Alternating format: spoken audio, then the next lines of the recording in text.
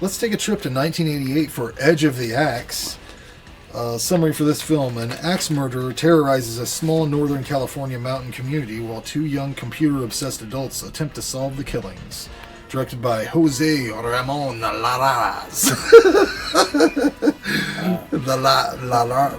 I can't say it. Larraz. I don't know. Written by several people with even more challenging names. I'm not even going to try that. I didn't even write them down. I looked at them. I tried to say them several times. Yeah. It's on IMDb. Yeah, look it up. Care. You can look it up. But what do you have? Any information? Tagline: There is nothing silent about nights in Paddock County. Distributed by MCEG Home Video and out on Blu-ray through Arrow just last year. What'd you think of that Blu-ray? What'd you think of the transfer? It's very good. It's very clean, nice. I love Arrow. They do such a good job. Yeah, the packaging's great. I haven't seen a bad release. I'm sure that I've seen movies that I don't even think I like come out from them, and I'm like, that looks nice. I mean, it's almost like you can bank on it, but I think just about anything they put out has something to it that just they've almost tricked me into buying movies that I don't think I like. But you gotta be careful. It's presentation. They present it a well piece of shit. They present it well. Yeah, this movie is. I like how weird it is. It seems so weird to me, and I think it's because it seems foreign, and it is foreign, kind of. It's like half and half. They shot half of it in California. They shot half of it in Spain. That will make They've created a weird world there. There are some Spanish actors that I believe were dubbed, so that. They're definitely the blonde dude with the mustache whose wife gets killed, and they have the hogs. I can't remember his name. He's definitely dubbed, and I was laughing my ass off. But whoever made the props for this movie did a great job. Overall, I could not find this man's name or woman's name. There was a makeup artist listed on IMDb, but nothing about the props department at all. And there's like a severed head. There's a pig head. There's a hanging body. They're all really detailed, really cool shit. There's a part in this movie, and I love this. Whenever any TV show or movie, somebody will go into a bar and they will just order. They'll say, "Give me a beer." This guy says, "Give me 2 beers." Now, what this woman brings him is 2 cans of fucking Stroh's. If you went into any bar and you said, "I'll have a beer," and they brought you a Stroh's, what would you do? Because I think that I would fucking leave. Like, is this what you're gonna give me? What, like, beer to me? Generic beer would be a Budweiser or something like that, a Coors, something like that. Yeah, great. Michelob. Yeah, Michelob. Don't give me an Ultra though. That's for ladies. Great. There's great bullshit 80s computer science. This shit was never a thing, right? They're like, it's like early text messaging or something, or what is it? I never got a computer that early. This shit is like, she just types in whatever she wants. It's like the internet, but not. It's like a genie. It's like instant messaging before instant messaging. But she can type something into it, like a question. Oh yeah. And it just brings back an answer. Like, I don't know. It's like what's that shit? Siri or Alexa, you know. But the early version. Yeah. At one point, I saw a bum drinking Jim Beam. That doesn't happen. I just want to say that straight out. Bums don't drink Jim Beam. They don't have money for that. That's like $21 a bottle. What are you talking about? It was a liter too. So there's a lot of cool stuff to look at throughout this movie. It's like a time capsule of 1988. I think I enjoyed the non-slasher scenes a little bit more than the actual murders and stuff. Because it's like, you see all this shit in the background, you're like, is that fucking... And I think the product placement must have been wild on this, because there was sun-kissed everywhere. Yeah. There was sun-kissed in places that... there was something I was going to ask you if you caught, but I can't remember what it was now. Yeah, there was a lot of stuff. Is it just me? I thought that this movie seemed like it was structured very similarly to Pieces.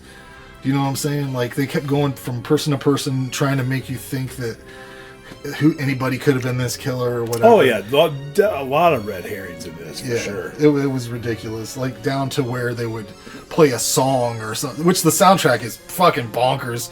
I want to have it, but it's like one of those. That's another thing that makes it so fucking weird is this music that they play. They're like these generic pop songs they'll throw in there. A lot of weird shit. There's a great scene where a lady's reaching blindly for some shotgun shells in a closet, and her fucking fingers get chopped off. That shit's awesome. It looks great. It's the highlight of the film for me, I think.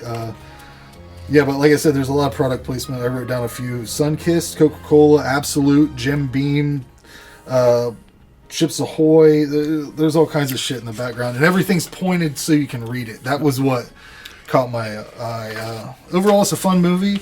A few rather slow moments involving a weird text message thing they were doing back and forth. The love story falls flat. I don't know. I gave it an 8 out of 10. There's enough here to recommend this to anybody, no matter what kind of horror you like. So, I agree. But this, going back to the director, this Jose Ramon Larraz, whatever, the Spanish director. But if you go to, did you look at his other stuff? Yeah, I did. Check it out. Really recognize anything? No, I didn't recognize anything either. But like all of those movies that he directed have amazing posters, and they look like every one of them I want to watch now. Oh, really? Because I enjoyed this, and the posters. Yeah, that's the thing that I almost went down the rabbit hole because I saw there was a lot of Spanish titles, but then there was a lot of English titles. Yeah, who knows? Maybe this dude is like a huge director that I don't know about, but we've been missing out on all of his movie posters. They nailed him because I'm telling you, go look again. Yeah. Tagline: There's nothing. Wait a minute. What? We already did this. You gave it a 8. Yeah. Yeah. So 80s slasher, which is by far my favorite genre. That's my thing. White Mask Killer. Not the most original idea, but it's almost like comfort food to me. Like, I didn't mind it. Like, it felt familiar to me. Like, the kills were done well, and the kills are brutal. You don't get to see a ton of axe kills anyway, right? But I think there's maybe one or two that kind of you could tell kind of looks kind of. But there are some really good, brutal kills with an axe. This is the first time I watched this. This slipped by me somehow. Just when you think you've seen all the good slashers, this was only previously on VHS. So, what a great way for our first viewing of this movie! Yeah. Like, the director's never gonna know that we just watched this movie. But how cool is it to be? Almost 40 years later, two dudes are discovering his. Yeah, I mean, is this dude even still alive? I have no idea. Anyway, it's well done. It's well made. It's shot well. It has atmosphere, the music, the acting, the characters. They're all good. All great for a slasher. I already said the kills are great. Keeps you guessing. Lots of red herrings. Who done it? It's the twist got me. Actually, the twist at the end, it fucking got me. I thought I had it down. I even said to my wife, I'll fucking eat my hat. And I did. See, I don't have one today. Good fun slasher. It's under the radar, at least in our neck of the woods. I've never heard anyone talk. I never even saw the video cover for it or anything. No. Which, but yeah, I gave it an 8. So recommend. Threw a steak on that one.